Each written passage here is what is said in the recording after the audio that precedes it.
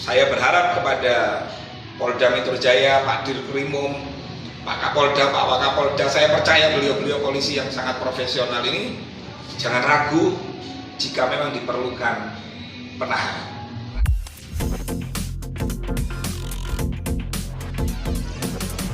Hamil duluan, betul nggak? Orang melahirkan itu kan pasti hamil duluan tuh. Mungkin itu paling yang dimaksud. Gitu.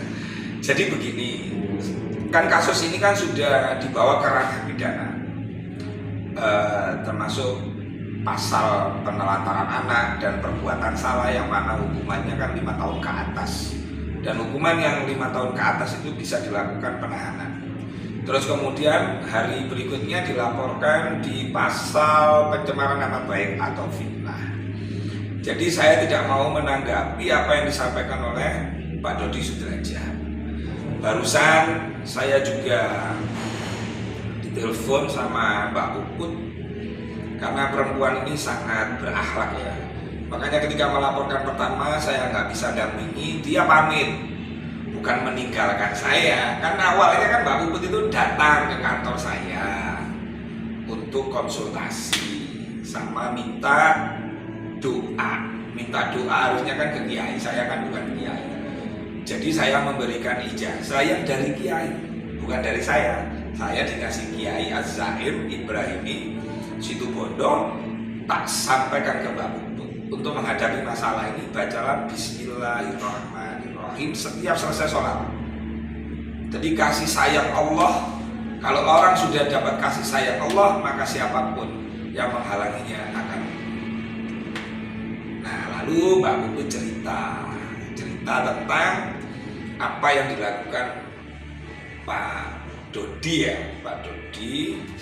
kepada Mbak Puput, karena Pak Dodi kan ngomongnya ya seperti yang dilaporkan. Nah, jadi menyikapi apa yang disampaikan Pak Dodi yang katanya ini hamil duluan, ya silakan aja disampaikan ke hukum.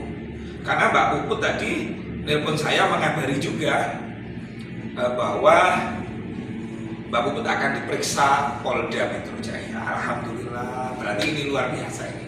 Ya, berarti Mbak Puput mencari keadilan, sudah ada tanda-tanda, sudah ada titik temu bahwa keadilan itu ada. Polisi itu bekerja secara profesional, bukan karena tekanan. Ya, nah jadi kalau Pak Dodi ngomong begini, begono, ya kalau saya sih karena ini dilaporkan di Polda Metro Jaya dan ini adalah proses hukum, ya ikuti aja, sampaikan di sana gitu. Karena kami tidak bisa menguji. Nah, kalau saya kan hanya berdasarkan 2 alat bukti, 1 keterangan saksi, dan yang kedua yaitu bukti akte kelahiran maupun KK tadi. Gimana itu ceritanya? Nah, ternyata waktu mau ngurus sekolah itu Mbak Puput sudah minta sama Pak D ke sini, gitu loh. Ternyata dipersulit, gitu kan. Nah, terus ada keterangan yang disampaikan oleh Pak DS itu bahwa aktenya ketelisut atau hilang. Nah, karena Mbak Puput ini butuh dan dengar keterangan itu, akhirnya Mbak Puput melakukan langkah yang diperintah oleh hukum. Apa langkahnya?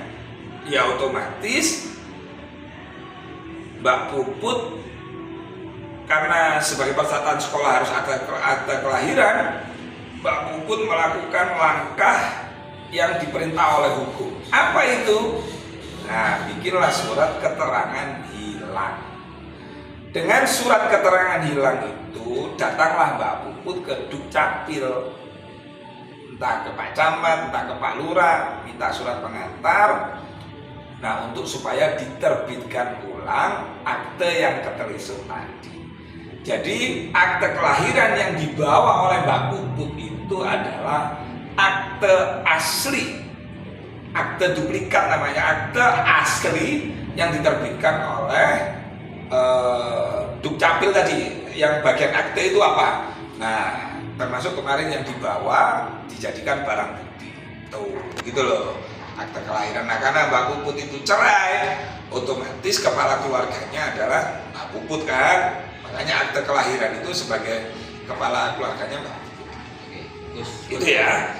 Itu. Nah besok kan Mbak Puput diperiksa Polda tuh kan, di Krimum. Ya silakan nanti ucapan saya ini silakan diklarifikasi ke Mbak Puput.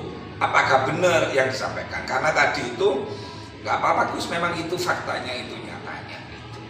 Ini adalah kasus penting ya, kasus penting bagi seorang perempuan. Jadi kenapa saya mendukung langkah Mbak Puput? Salah satu motivasi adalah istri saya itu ketika kemarin sakit saya nggak pulang-pulang, itu istri saya support banget. Papa jangan pulang dulu, selesaikan Papa membela hak-hak perempuan, hak-hak Mbak Puput, gitu kan? Apalagi itu ada anaknya, gitu. Saya ya juga mangkel Pak sebenarnya. Nah istri saya kan di Kediri kan itu jualan apa ya, rawon bidadari. Jadi sampai saya akhirnya kemarin saya mau pulang, Ma aku pulang ya, kamu sakit. Itu dia sempat nggak usah Pak, wis Papa ada yang ngerawat dokter. Itu istri saya. Jadi saya terinspirasi apa yang disampaikan istri saya, Katari namanya. Jadi saya backup full kepada Mbak Puput yang mencari keadilan ini. Gitu. Karena kebenaran ada di Mbak Puput gitu loh. Dengan bukti-bukti yang ada itu. Gitu. Saya kan sudah berkali-kali, kalau Pak Dodi nggak perlu dipesanin Mas. Mereka ini kan sudah besar, sudah gede. Dia ini yang pernah merasakan Mbak Puput juga, pernah bersama dengan Mbak Puput. Ya pesannya ya sudah deh, untuk kali ini saya berpesan ya perbanyak istighfar deh. Tapi perbanyak istighfar itu belum tentu bisa mengubah hukum. Karena Mbak Puput ngomong ke saya, dia tidak akan mencabut kasus ini. Karena apa? Karena yang disampaikan Pak Dodi di seluruh media ya, di YouTube, di TV, itu sudah sangat keterlaluan dan itu menjadi jejak digital yang tidak dihapus. Nah gimana cara menghapusnya? Yaitu dengan jawaban, dengan langkah-langkah hukum. Harus ada keputusan hukum.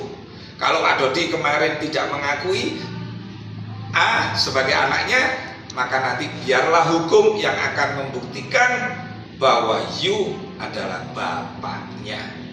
Sehingga ketika ditanya orang, dibully orang, misalnya anak A yang katanya nggak punya bapak itu, ini loh jawabannya. Ini loh jejak digital. Di putusan pengadilan, jangankan putusan pengadilan, di pemeriksaan aja nanti sudah akan ketahuan. Intinya begini Mas, polisi tidak akan menerima, ya ini cara untuk menilai kebenaran awal. Polisi itu di SPKT tidak akan menerima laporan kalau tidak cukup 2 alat bukti. Berarti apa? Berarti polisi ada di pihak yang benar, di pihaknya Mbak Puput kan gitu kan. Makanya ini nanti tarung. Jadi lawannya Pak Dodi bukan Mbak Puput nanti, polisi sebagai penegak hukum dan Pak Jaksa. Nanti polisi menyerahkan berkasnya, diperiksa oleh jaksa, oke masuk P21 untuk disidangkan ke pengadilan di situ. Karena polisi sama jaksa ketika mendapatkan laporan dari pelapor, otomatis kan ketika saya bertanding di pengadilan ini, saya harus menang dong, polisi kan itu. Makanya bukti-buktinya diminta, gitu loh. Nah perkara DNA nanti itu urusan penegak hukum yang di atas sana, pengadilan kalau diperlukan. Kalau nggak diperlukan ya nggak perlu tes DNA, karena cukup itu tadi.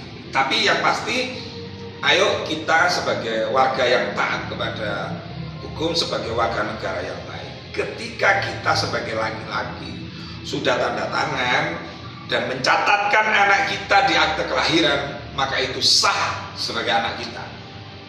Jangan kayak si Fulan itu gitu loh, kan dia yang mendaftarkan, kok iso nggak di aku gitu loh. Makanya ya saya lucu aja sih gitu. Nah kelucuan ini tapi harus mendapatkan hukuman yang setimpal dengan perbuatannya. Dan pasal itu saya berharap kepada Polda Metro Jaya, Pak Dirkrimum, Pak Kapolda, Pak Wakapolda, saya percaya beliau-beliau polisi yang sangat profesional ini jangan ragu jika memang diperlukan penahanan. Nah, karena tuntutannya 5 tahun ke atas gitu. Tapi dunia ini nggak ramai kalau nggak ada Pak Dodi Sudrajat kan gitu. Kan gitu ya. Oke ya.